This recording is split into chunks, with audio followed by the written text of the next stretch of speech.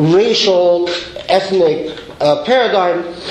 And it's something in the Muslim analytical framework is much needed to tease out that element of racism. I mean, in a very concrete way, or concrete steps. Often when I encounter people engaging in quote-unquote Islam bashing, and I attempt to respond to them, if I do, the response is quite curious and interesting. The response is not doctrinal. It's not responding to a doctrinal claim versus a doctrinal claim, but often the person will indulge, and this is a recent example is this guy in Westwood who indulges into a continuous act of Islam bashing, to start referring to me as Habibi or various Arabic, badly pronounced Arabic phraseologies that bring attention to my Arab ethnicity rather than the religious doctrinal polemics. And that is, I mean, you see this in a variety of the battles going on about construction of mosques in different cities and lawsuits, and the image of the other, especially as the range for what is the range for open, blatant racism narrows in our society, as it should. There are few ethnicities that we can still target in completely ethnic and hostile terms and get away with it. And people would actually think we are having a point, or instead of being kicked off out of a forum as bigots and racists, we're actually people entertain the possibility that you're actually saying something other than racism or ethnocentrism. All right, so now, what does this have to do with Sharia discourses? The discourse on the various anti-Sharia movements that we see in the United States and in the West generally, is it a form of ethnocentrism? Is it a form of racism? Or is it good old religious hostility? Similar to when the French invaders first entered Egypt, one of the first acts was to immediately secure a set of exceptional jurisdictions so they cannot be subjected to Islamic courts in Egypt.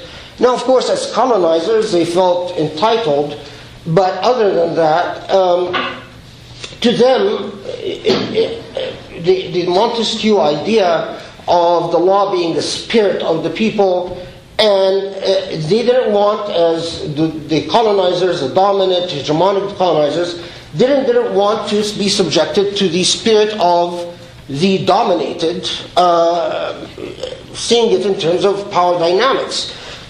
And there are a lot of interesting studies about whether mixed courts or the Anglo-Mohammedan courts and so on, and what types of laws they applied and exceptional jurisdictions and all of that.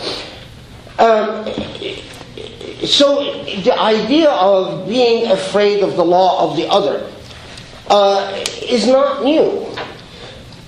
But what can account for, what can explain the sudden flood of overwhelming interest that is sociologically and anthropologically inconsistent, mind you. Overwhelming interest in Sharia as a point of derision, and especially the protective stance that we need to protect ourselves. Now, if I tell you that the Christian population in Egypt is from 12% to 15%, and that the Christians in Egypt are indulged in a conspiracy to dominate Egypt, leave alone the Muslim world, you quite appropriately and quite rightfully would say that is paranoid talk, and it sits with you as morally problematic. Same thing if I said that in Syria, Christians of Syria are about 5 to 8%, and that they are in a conspiracy to dominate Muslim Syria, impose whatever Christian values they see. Again, it would sit as rather a problematic claim because it appeals to the unprovable, a conspiracy that cannot be proven by definition.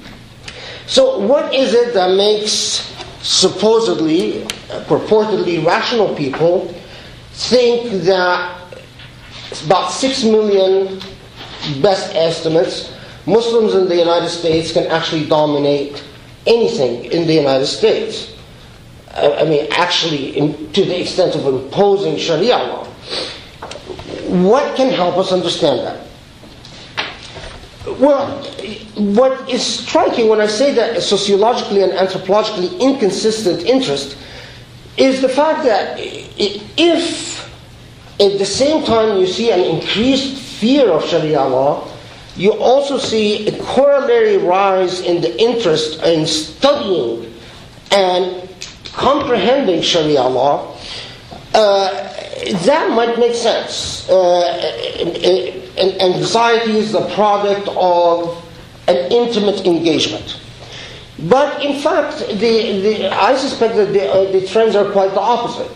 The more there is an offhanded condemnation of Sharia law, the less there is a serious engagement with that tradition. To the point that in my own career I've noticed what I think is a rather troubling phenomena of the complete divorce and separation between academic discourses, scholarly discourses on Sharia, and popular social discourses on Sharia. And you can see this in many ways.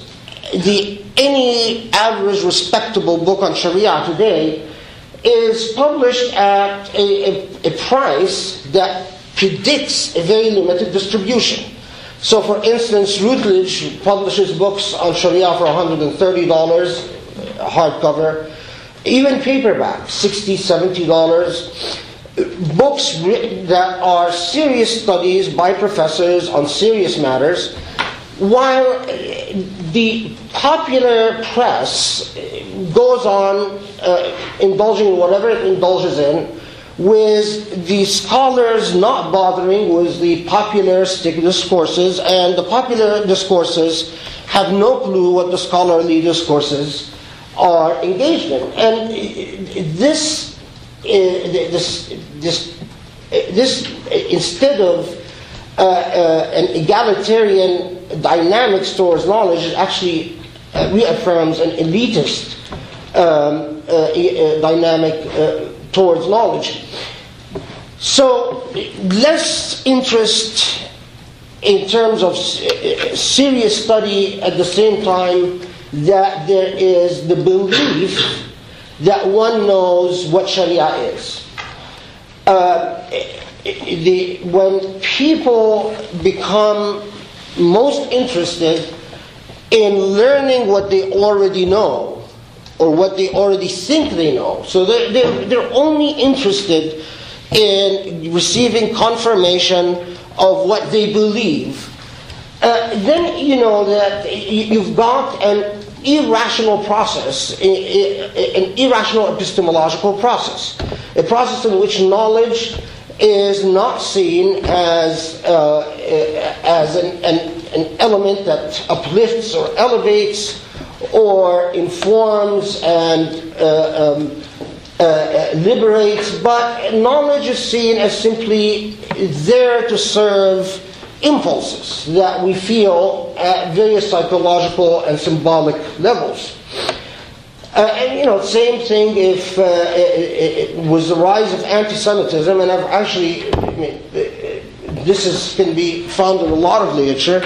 With the rise of anti-Semitism, the amount of actual academic interest in rabbinic discourses, or in Talmudic discourses, or in Mishnah studies, shows a very sharp decrease all over Europe in the long history of anti-Semitism, and all over the Muslim world as well. The highest point in which relatively there is anti-Semitism is checked. This is around the time of Maimonides. Is also the time where we have the rich tradition of the Geniza documents and a thriving,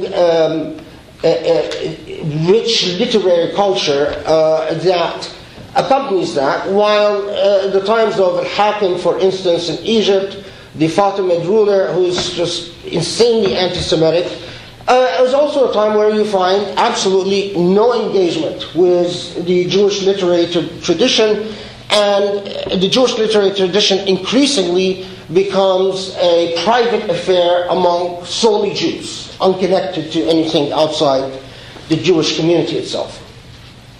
So that again is just in the terms of a preliminary point.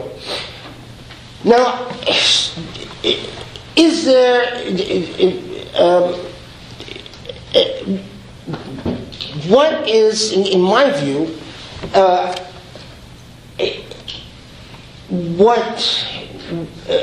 part of what accounts for the rise in this sudden desire to talk about Sharia, but not the desire to learn about what Sharia is. One idea or one possible explanation is suggested by an article that I printed out and put over there about the political processes behind that discourse. But the political processes only can explain so much. It can explain how you can fund people to produce stuff, but it cannot explain why people choose to believe it.